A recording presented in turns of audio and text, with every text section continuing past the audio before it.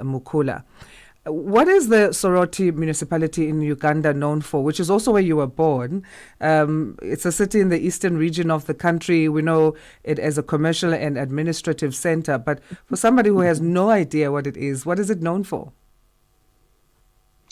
I think we could say that the people, the known for people that are upright, dedicated, committed, hardworking. That's one aspect that it is known for. Second thing is that and contribute to the civil service structure of government of Uganda. Second point is the flying school. Is known for having one of the best flying schools in the African continent, which serves Eastern Central Africa, mainly the East African community. Pilots trained there, where I trained and where I was born. And Soroti is known to having moderate weather, is flat, and we are surrounded by a number of lakes. So Soroti is a beautiful city, metropolis really. And I want to say that I love and I wish you would pay a visit to Soroti city. Right. And growing up in Soroti, what was life like? You had a single mom, you mentioned such a big influence in your education and inspiring you to get into flight school. You end up admitted to the Kenya School of Flying before you went to the US to further your pilot degree. Would you say that the ambition came from your childhood that and the things that you were exposed to, besides your mom? Well, I used to have an uncle. He's long gone now. May his soul rest in eternal peace. Who lived in Entebbe, and he was the principal private secretary to General Idi Amin, who was then the president of Uganda. And we lived, whenever I used to go and visit him, we used to go and see pilots at the airport as a young boy. And I used to see these elegant, well-dressed, with excellent suits, blue or black, and with the golden strips, and the air hostesses who looked like models, really, pulling up their bags Right. and looking very elegant. And I said, one day I must be a pilot. And that's what drove me as a young man to have that ambition to be a pilot. And I thank God that today I'm a pilot. And I'm also happy that in the same line, seeing people who were businessmen in the city and taught by my mother, I'm happy that today I run 28 companies. I employ over 3,000 people. And I'm happy to be contributing to the African Renaissance, the growth of our country, and giving young people opportunities to serve and to live a life that may be decent for them. I wish I could do more for the African continent. What have you learned from your pilot and aviation career that you would say you apply to your everyday life? What were you exposed to in this time that has been notable in your memory? I think timekeeping. You keep time, and I keep time. I am a consummate timekeeper. Second thing that I've learned over time is to be disciplined. I don't take alcohol. I don't smoke. I don't indulge in something that is irresponsible. And keeping healthy. I make sure that I keep a standard weight. I don't blow beyond proportion as in terms of body framework. And I like to thank God that I am free of any elements, no diabetes, no pressure, no HIV. And I think that this discipline has kept me alive to where I am now. Some of your favorite destinations to both fly to as captain and also to visit as a passenger. And I don't know if you find yourself criticizing some pilots, especially if you are a passenger on a plane. But talk to us about some of your favorite destinations. I think Dubai is a very good destination. Joburg is a good destination. I've flown to Cape Town. I have been to many parts of the world, but I want to say that some of really every flight has got its own frame, meaning that it is challenging, but in everything and exciting to be touching down in every airport, most of the airports that we've been to. But one of the things that I've loved is being able to land at this a sea level, places like Mombasa, where the engines spool and give you the best power. And then you've got a beautiful view of the oceans. Dar es Salaam is a good destination. So I really love the African continent because you have very nice beaches, and African continent is green and it's lovely, different from the other areas where you fly and it's snow-capped and sometimes with difficult weather. But let me say that Africa is a beautiful continent. Absolutely. We agree with you on that one. Let's talk about now the business side of things. As you say, you own 28 companies under the Mukula group of companies. We often touch a lot on financing as a pivotal need in business formation and growth, especially on our continent. But as you see it, how much of a role can leadership advisory services play in securing the success of African businesses? That is a very important point, and it's a narrative that is challenging all the time. You will note that African businesses are starved of working capital, and the cost of money, the cost of getting financing is very expensive. The interest rates are very high. The oversights that are provided by banks or extended by the banks are extremely very nerving. So that is a big challenge that you face, the cost of money, capital.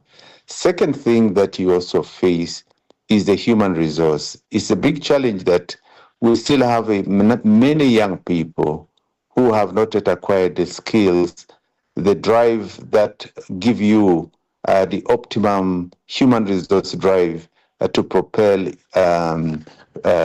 industrial or what you call business growth. It's the biggest challenge we face is HR.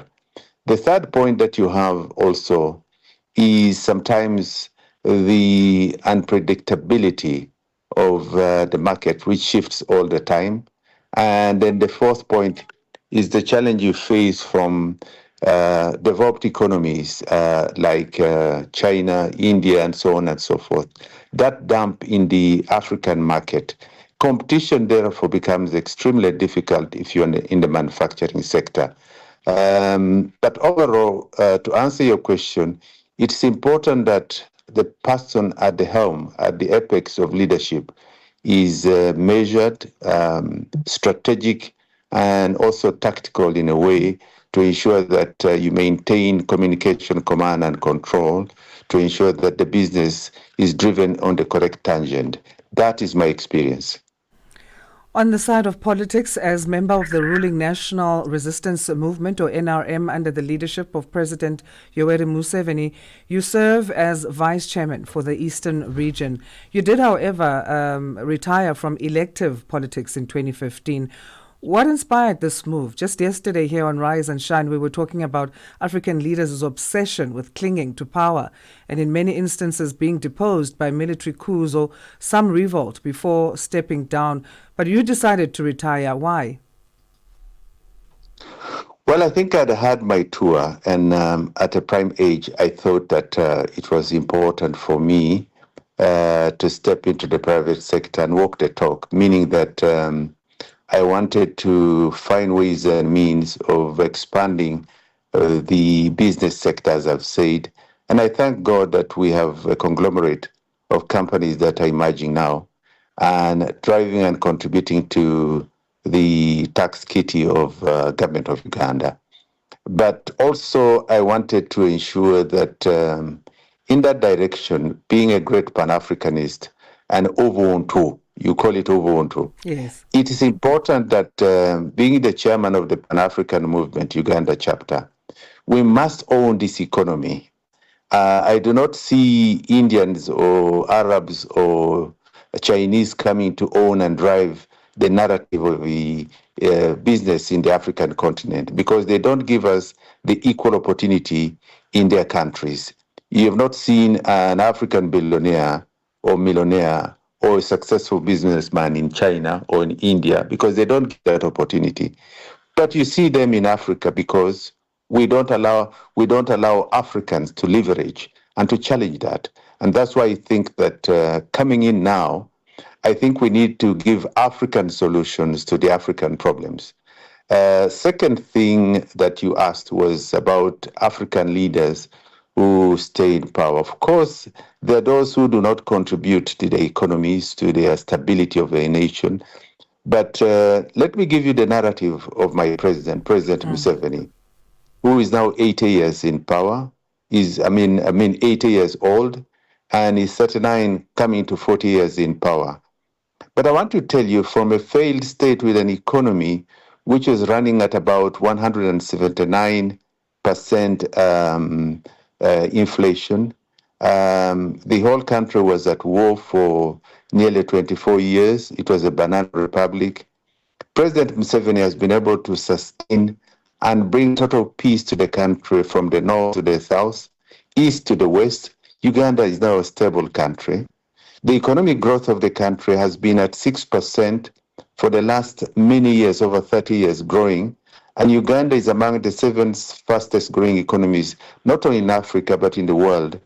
In terms of security in the region, our boots are in Somalia under the Pan-African Drive to ensure that where the NATO walked out from, President Museveni and UPDF stepped in, and we are now contributing to the stability of Somalia. We have also been inside under General Museveni in South Sudan, the youngest nation in the world, to guarantee stability in that country. We have 1.2 million nearly Sudanese that have run to Uganda, northern part of the country. Why? Because of the instability. Would have had a second genocide worse than Rwanda, where Rwanda lost 1 million people. Sudan projections would have lost 5 million people if UPDF had not stepped in. You also know the story of the DRC Congo. We have stepped into the DRC Congo. Our boots are deep in North Kivu to create stability. And I want to tell you that President Museveni is not only a center of gravity in Uganda, but he's also a center of gravity in East and Central Africa. But most of all, the African continent was partitioned in 1884, 1886 in Berlin.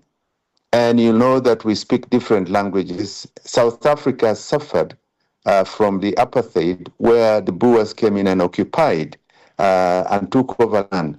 The white people in South Africa control 85% of the land in South Africa. That tells you that we need to redefine and ensure that we bring our borders together. And we think that East African Political Federation can be initiated, can be propelled, can be actualized under the elderly Museveni, who is now a center of gravity in the region, to now define and ensure that we work as Africans and build a strong African continent. These building blocks of EAC, SADC, and so on will possibly in future, if we start now, build what you call the African United States. What am I telling you? If the Europeans, our colonial masters, have been able to come together to form the European Union, United States is strong because 51 nations have come together.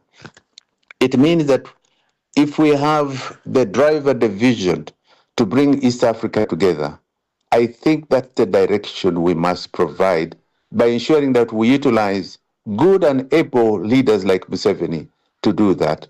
So it's the National Resistance Movement is not just a party, it's a revolutionary party, and it is pathing the African drive to crystallize and bring together economies and our people together.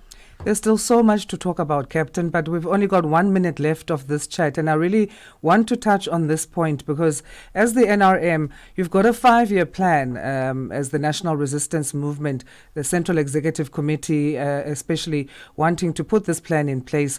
But how much or what forms part of this plan, this 5-year plan, is, as much as it pertains to transformation, particularly on youth-led initiatives?